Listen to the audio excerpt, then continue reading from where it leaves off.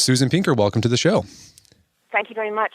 So your book is The Village Effect. It's all about the science of face-to-face conversation or interaction. I'm curious, was there an experience that you had that inspired your decision to research and write about the benefits of face-to-face conversation? There was, in fact. When I finished my last book, which is called The Sexual Paradox, I was struck by a puzzle, and that's that everywhere in the developed world, women live on average 5 to 7 years longer than men do. And this sex difference in longevity really puzzled me, and I decided to pursue the question, why is that? And I found out a couple of things that started me off on the journey of writing this new book. One was there is one place in the world where men do live as long as women and where people live extraordinarily long lives in general, and that's a place in Sardinia, part of Italy. And I decided to go there and explore a little bit more about what's going on there. So that was one of the reasons. And the other is that I found some emerging research from the field of social neuroscience that was very clear that our relationships have a huge impact on how long we live and how healthy we are. Well, I think that's interesting. Most people think about, when they think about social interaction, they think how it affects you emotionally, all right? It's good for if you're depressed, you need to get out there and speak with people. They don't really think about the physiological benefits of it. So what did you discover in this small town in Italy? What was it about social interaction that contributed to longevity in both men and women? Well, I'm going to give you two answers to that question. In terms of Sardinia, what was most striking in terms of the experience is that older people and people there live into their hundreds and many till 105, 110. And what's extraordinary is that unlike here in North America, they are never left alone. They are always surrounded by friends and family. And that struck me, especially since I was creating a radio documentary about this phenomenon, and I could never get any clean tape because they were always surrounded, as I say, in their living rooms with, 4, 6, sometimes 8 people who were constantly with them, which is very much in contrast to the way we age in America, where, essentially you're left alone most of the time, where solitude is part of your experience. So that's one part of the question. And the other part of the question is that there's new emerging evidence from the field of social neuroscience that your body and brain really don't distinguish between emotional and physiological benefits or harms. In other words, if you feel lonely or if you feel sad or abandoned or isolated, that is going to have a direct impact on your heart rate, how well you heal from wounds, how easily you're going to lose your memory, how well you're going to recover from cancer. And this was completely shocking to me and very new. And I thought it was interesting throughout the book, you talked about the differences between men and women. You call it the female effect. How does socialization affect men and women differently? Well, for one thing, women have evolved specific hormonal pathways that allow them. We've evolved them initially to allow us to communicate with nonverbal babies and children, small children. So when women reach out to others, oxytocin is released, and this makes them feel great, but it also tamps down their stress levels and increases their immunity, not just oxytocin, but dopamine and other neurotransmitters and hormones. So that's one of the physiological clues. But it also has to do with the way women live their lives and the priorities that they set for themselves. I mean, research from social science tells us that women spend a lot more time building, grooming, prioritizing their relationships. I mean, most people can see that they spend more time initially, talking over their porches or back fences than using telephone.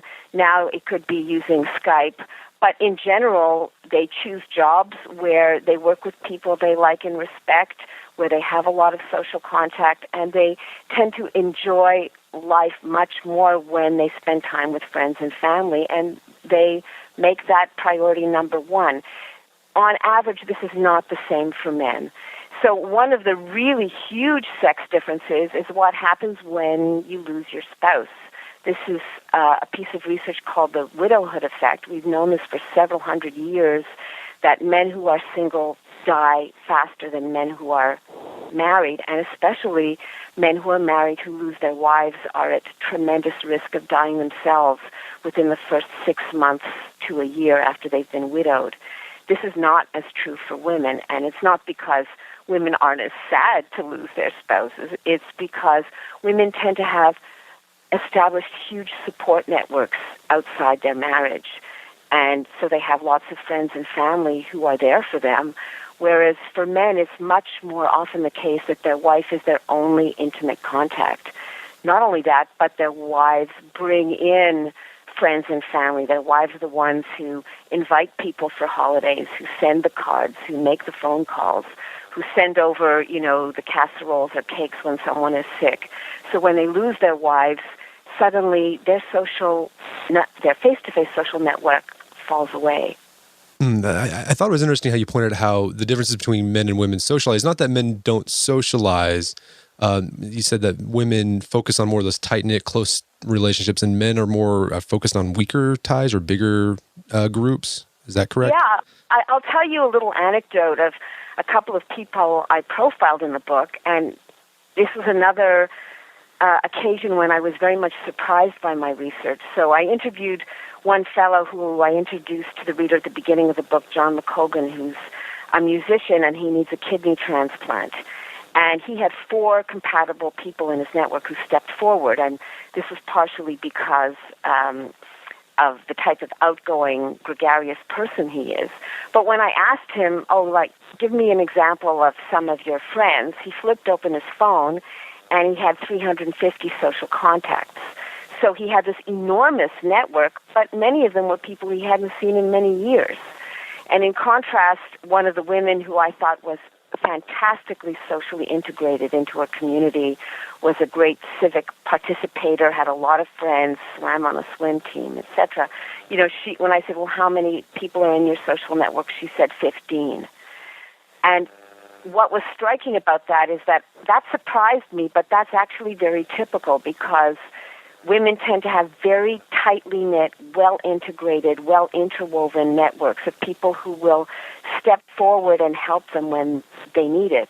Men tend to have much larger, more dispersed social networks, weaker ties. So think of, for example, all the men that someone might know who's been in the military or who's been working in a huge multinational corporation.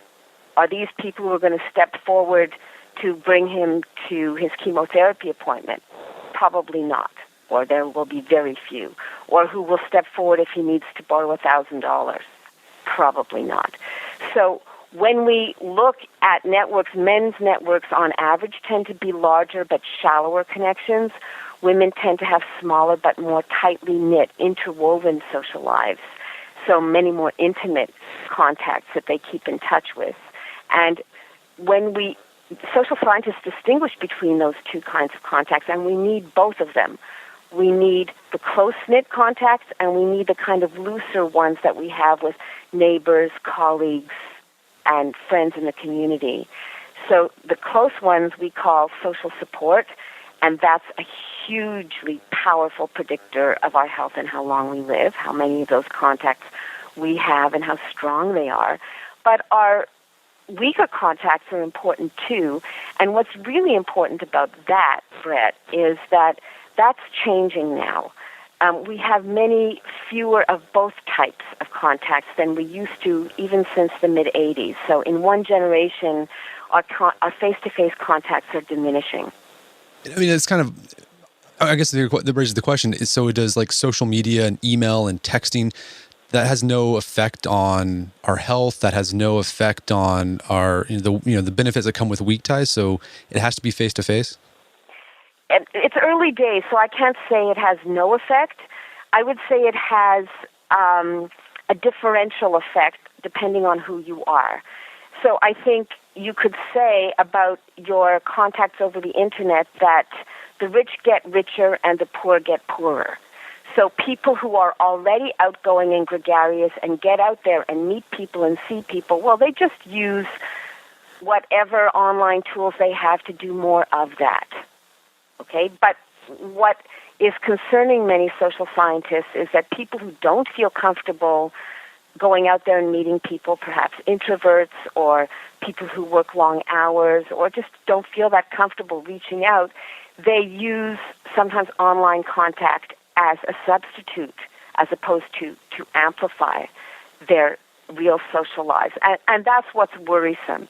So I don't think it's fair or true to say that the Internet is unilaterally a bad thing or erodes our social lives, because I think it's just not true. I think what is true, though, is that people tend to conflate the two types of contact, and that is a huge myth and a problem. It would be like saying eating a drive-through fast food meal in your car is the same thing as sitting down with a group of friends and having a home-cooked meal, over wine and chatting for a couple of hours. It's just not the same. It might still give you a hit of 2,000 calories, but the impact on your body and brain is completely different.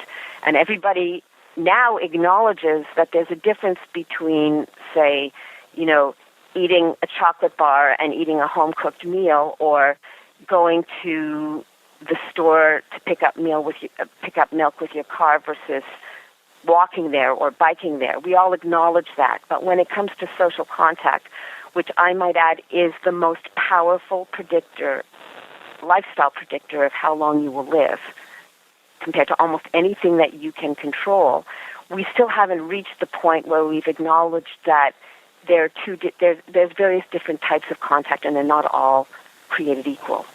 So, what's going on with face-to-face contact that you can't get in social media or text messaging? What is going on between the two individuals?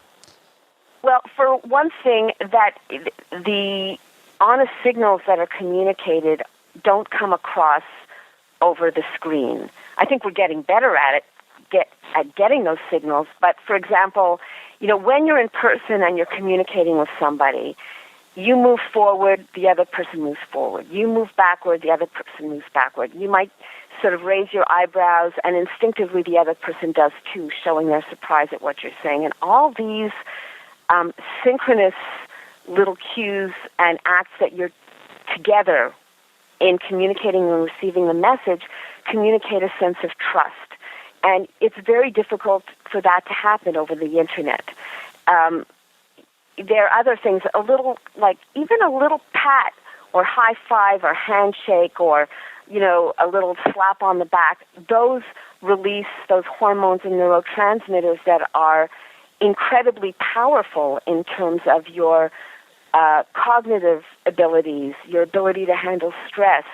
Like the minute somebody touches you in a friendly or supportive way, you get a release of oxytocin, and those floods of hormones and neurotransmitters just don't happen over the Internet. What happens over the Internet is you get information, and information is incredibly useful if it's a useful part of communication, but that's not everything that we get out of communication. When we're mammals, essentially, and we've evolved to see the whites of each other's eyes, to be able to understand and generate trust by being near each other. And people who underestimate the kind of nonverbal signals that happen together when you're in the same place are making a huge mistake. So, for example, we know now that in salary negotiations, if people are together in the same room and mimic each other precisely, even saying the same words back and forth, the person who's in the position of requesting a salary increase is going to enjoy a 20 to 30% boost in salary if all they do is mimic the other person. It has an enormous impact. And we can measure this now in terms of, it's ironically little iPhone-like devices called sociometers.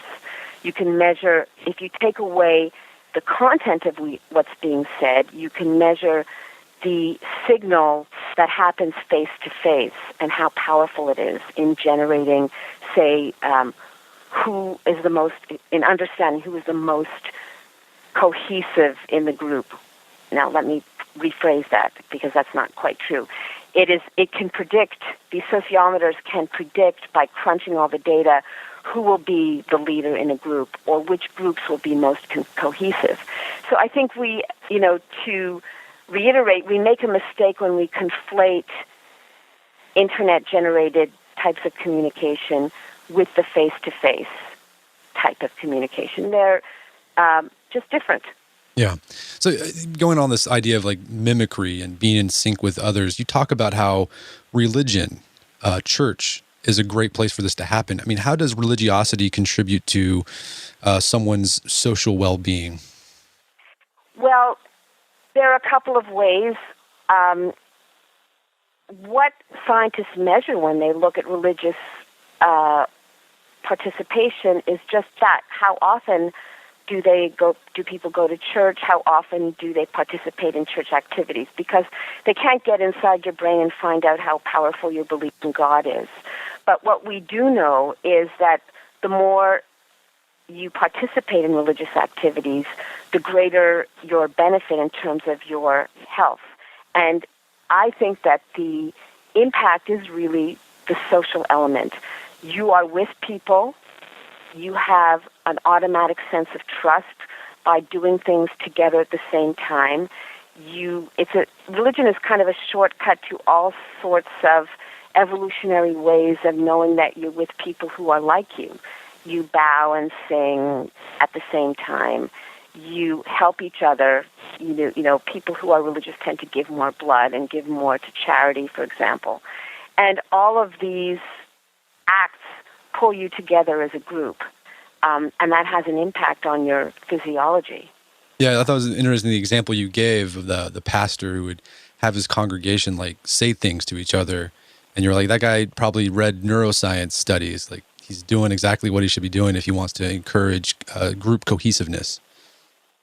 Yeah, and what was so surprising to me is that, as you started out when we started to chat, with the question of, this is not fuzzy stuff.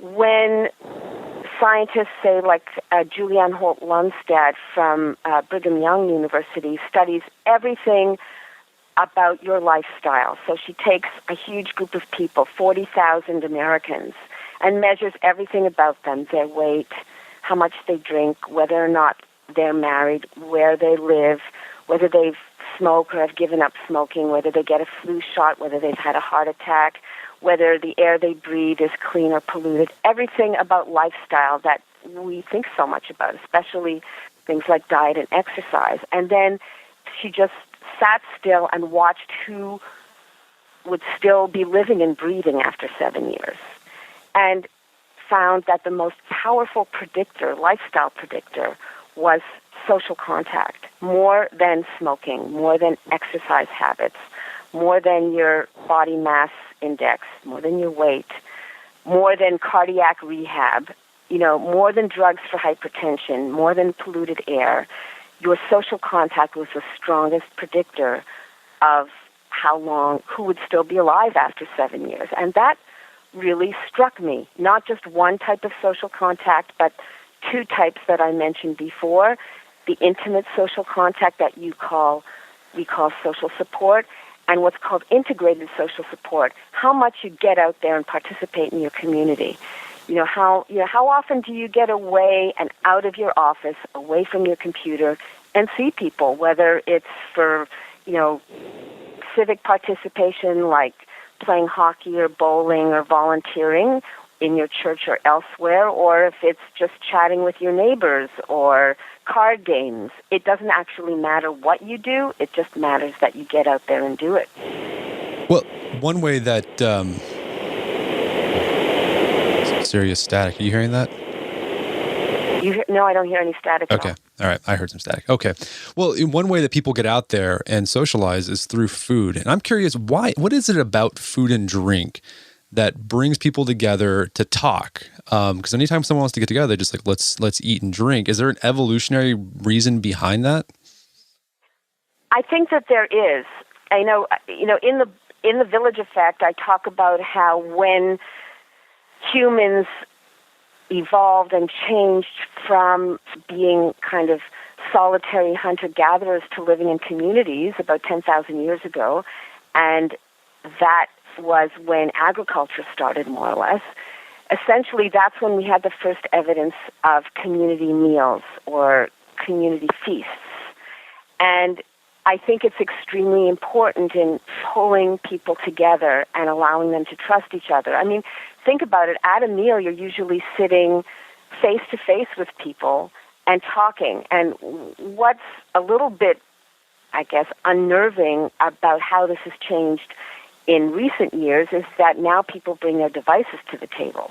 It used to be that there was television on while people were eating, but now people might be eating together and looking at their phones. And I think that many of us realize instinctively that we are kind of lessening the experience or getting less of a benefit when we focus on the screen instead of on each other at meals. And that's what is this, I'd say, kind of new emphasis, especially among the hipster generation or the millennials, to stash their phones before they sit down and have a social occasion, whether it be a meal or drinks together, whatever, because they know that part of the experience of eating and drinking is what happens, not just what you put in your mouth, but as you look at each other and have that back and forth. Yeah, I mean, what are some of what's the research said about the benefits of, particularly for family meals on children? Well, that just knocked my socks off, because essentially if parents just want to change one little thing about family life to improve their child's prospects, it would be to have more meals together as a family. And it sounds kind of hokey, but all the research is pretty much unanimous, and that it's very rare in social science for people to agree. But this is one area where there's almost no dissent, that the more often families eat together, the less likely their kids are to drop out of school, to have problems with drugs or with anorexia or with teenage pregnancy. Essentially, it's a huge predictor of how well they will do in school and how long they'll stick with it. It's a huge predictor of their verbal skills and their reading skills. Now, the why question is somewhat more complex. I don't think we can say that easily why family meals predict all these great outcomes for kids. But I would hazard a guess that when you're together over a meal, sometimes that's the only time a family is together. I mean, when I was a clinical psychologist, I would often ask parents, when do you spend time with, Johnny or Jenny or whatever? And most parents just said, in the car. Okay? But in a family meal, you're usually face-to-face. You are talking about your day most of the time. You can offer support. You can generally communicate and show some emotional connection with your kids. Because what is, I would say, interesting and alarming about American family life is that much of family life is spent alone. You're in the house together, perhaps, but everybody's in their own room doing their own thing on their own device.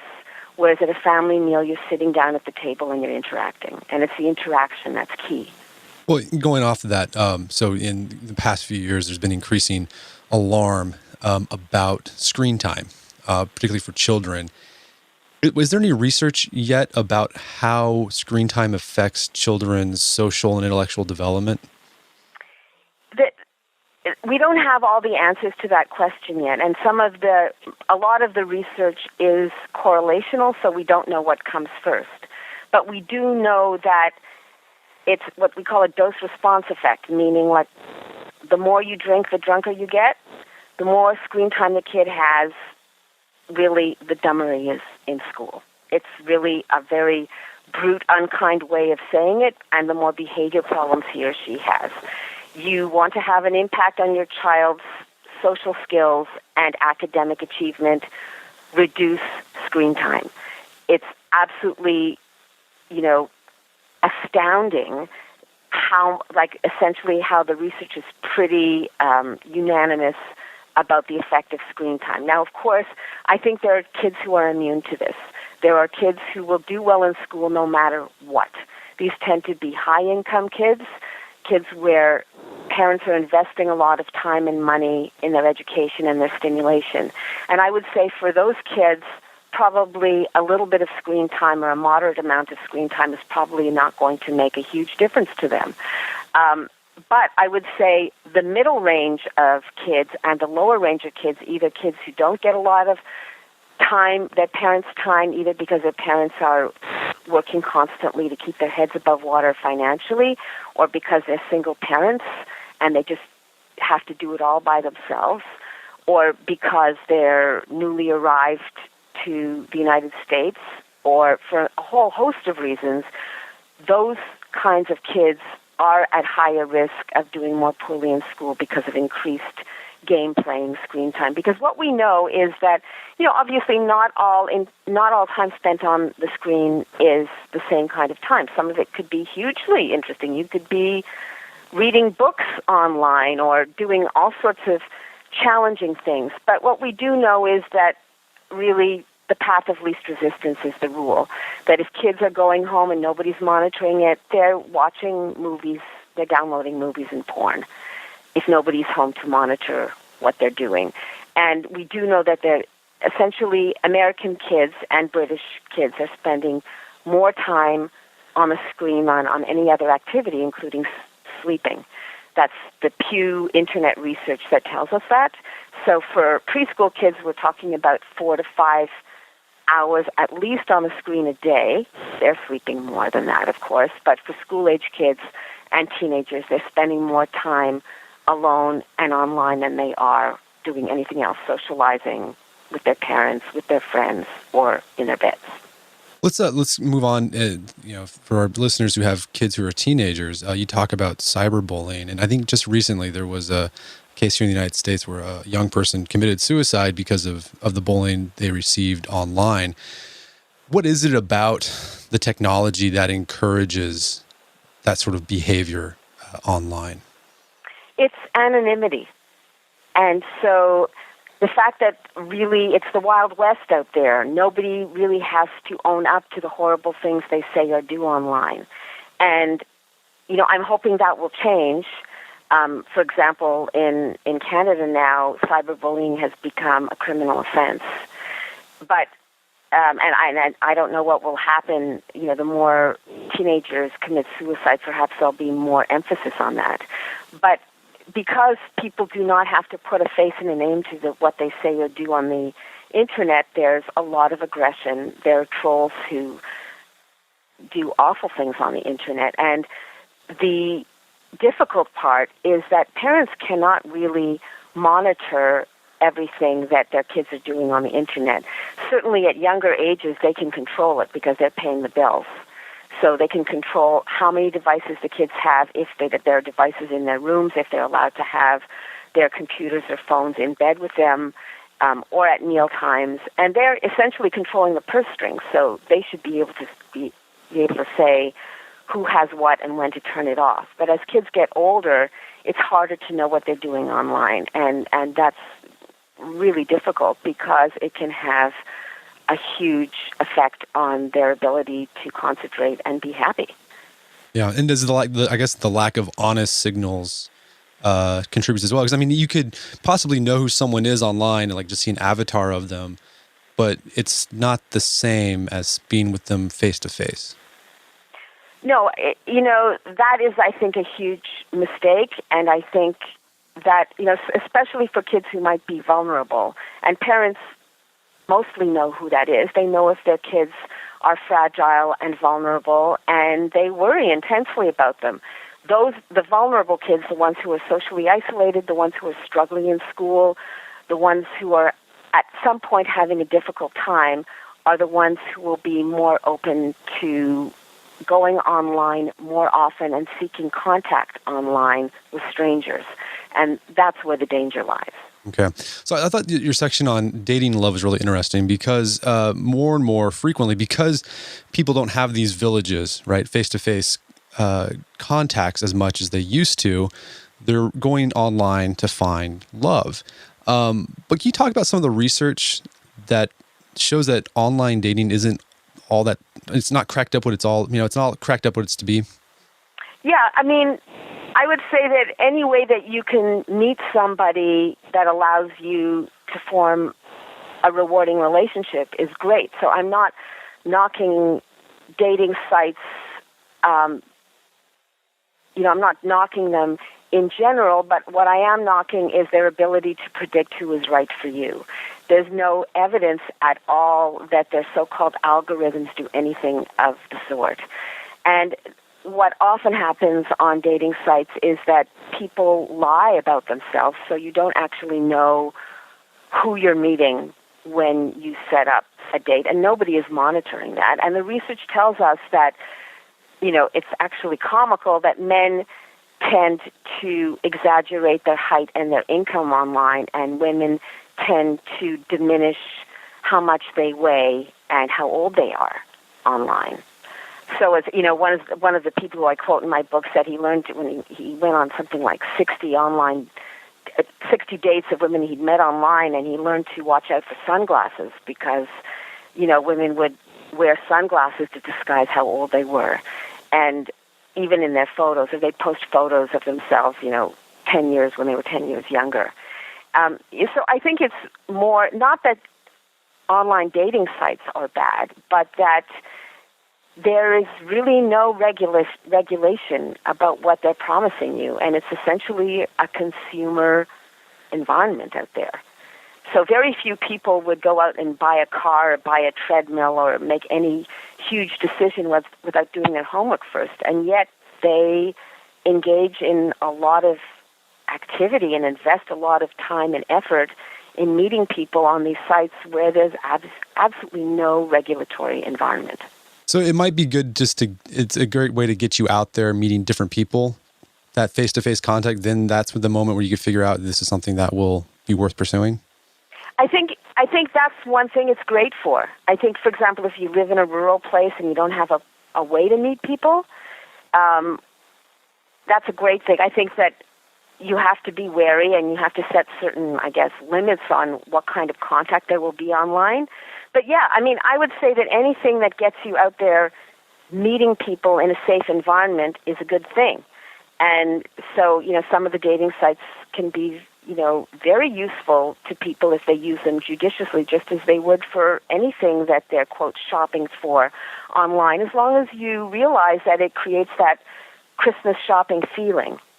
I've had a lot of contact with friends who, single women who, when I ask them, well, what are you looking for? Well, because they've had the online experience, they give me a list of categories or criteria where there is no man alive who fits those criteria, certainly not in their age bracket. So it creates unreasonable expectations that can never be fulfilled. Whereas when you meet somebody face-to-face, no matter how you get together, you get the whole gestalt of the person. How they look, what their skin smells like and feels like, how they make eye contact. Are they a good conversationalist? Are they a warm person? Do they feel like a cold fish when you get together? You can't get much of that online at all. Yeah. So, Dr. Pink, as I was reading your book, I was, I get really excited. I was like, this is amazing. I need more of this in my life. But at the same time, I was frustrated because I feel like a lot of, particularly American culture, isn't conducive for, a village life, right? We're transient. People move. Families are separated from each other. You have people working from home. They don't have that face-to-face contact at work anymore. Are there any practical tips that you can give people on how they can recreate a quote-unquote village in their own life, despite the culture that doesn't help that? Yeah, and I'm so glad that you mentioned that about building a village. When I called the book The Village Effect, some people thought I meant we should all move back to a village, and I'm saying no such thing. What I mean is that we need to create a village around us to mimic the kind of effect that those Sardinian centenarians had. And anybody can do that. You're quite right that in North American culture, our lives are, as George Burns quipped, happiness is having a large, loving, caring, close-knit family in another city. Many of us don't want the responsibility of maintaining intimate relationships anymore, and we are transient. So how do you build that? And I would say start with the bricks and mortar stuff of where do you live? If you're moving, what kind of place do you choose to live in? And I would say if you have the luxury of choosing a new place, choose a neighborhood where people know and talk to their neighbors. Don't just look for how big your closets are and how many garages you have for your car. Look for the places in your neighborhood where people connect. Are there sidewalks? Are there what are called third spaces or third places where people get together, like coffee shops or little parks or, any kind of area where people congregate? It doesn't have to be something as formal as a community center, but it has to be an area where people are outside and walking around. If you're looking for a place to live and you're driving around and it's empty, I would say give it a pass. Look at your work life. Build real contact into your workday, not just emails. I mean, you mentioned that many of us work alone, and as a writer, having a solitary work life, I can say for myself, is one of the hazards. And I had to really craft social contact into my day in a very intentional way.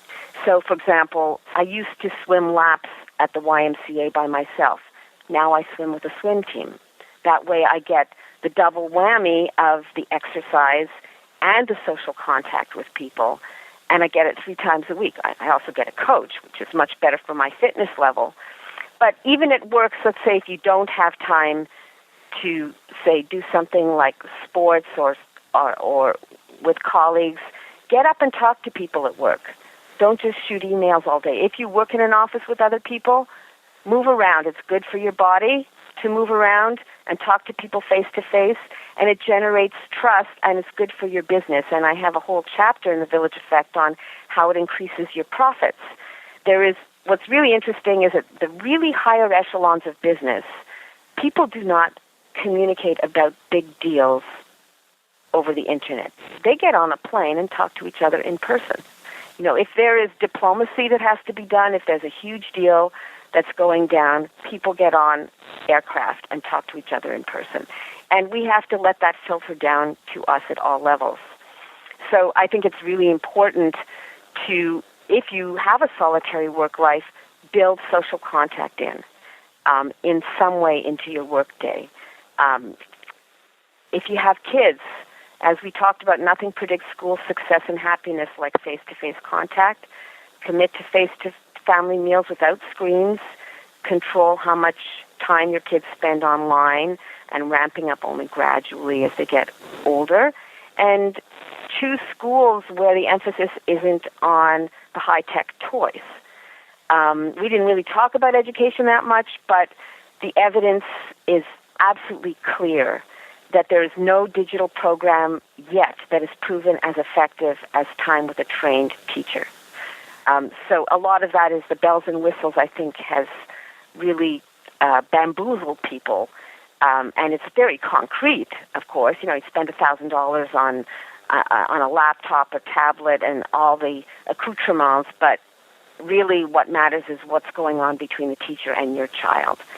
And here's something that I think is really important, Brett, in terms of building your village, is make sure you create a village of diverse relationships. And that was another thing that was completely new to me when I was researching the Village Effect, is that it's not just those close contacts that matter. That's not just like your 2 or 3 close people, but the group of different types of people in your social set who make a difference to you, the integrated social networks. So, that was what happened in Sardinia when I'd arrive at a centenarian's house. The neighbor would be there, and the priest would be there, and the bartender maybe.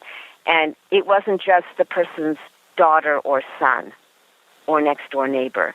And that's what we have to mimic, is get to know your neighbors, get to know colleagues, get to know the shopkeeper where you buy whatever it is once a week.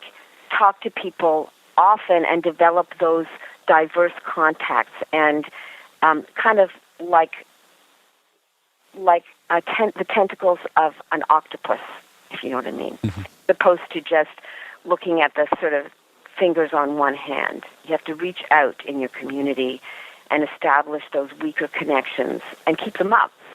And, you know, something that we didn't get to talk about is your temperament. Everybody's different, right? Not everybody is going to go to a potluck dinner or a buffet and put the same thing on their plate. And social contact is a biological drive, just like your other appetites, like your sex or how much food you eat or the kind of food you eat. So you have to adjust the ratio of your face-to-face contact to your screen contact and your solitary time, just the way you would adjust what you eat according to your appetite. So if you're kind of an introverted person, you might want to have the kind of contact that you feel comfortable with, you know, not what other people think might be good for you. So interestingly, we know that introverts are just as, they need social contact as much as anybody else does. They just need to control it differently, and they need their alone time. But, you know, if introverts don't get social contact, we know, for example, they catch more colds, paradoxically. They recover less quickly from chronic disease. So everybody needs social contact, but certainly just like everybody needs food and drink. But they just have to determine what it is and, you know, how they get it. So I would say that adjust the face-to-face to screen time according to your temperament. And I'd like to end with that is that we're all online now, but amplify your online contact with real contact. Use your devices to get together with people. And there's so many applications now that help us do that. There's almost no excuse not to get out there unless you're making the mistake of considering, you know, essentially your screen time is pretty much the fast food of your social interaction. Fantastic. Well, Susan Pinker, this has been just a fascinating conversation. Thank you so much for your time. It's been a pleasure. And thank you so much for your interest, Brett. My guest today was Susan Pinker. She's the author of the book, The Village Effect, and you can find that book on Amazon.com and bookstores everywhere. And you can find out more information about Susan's work at susanpinker.com.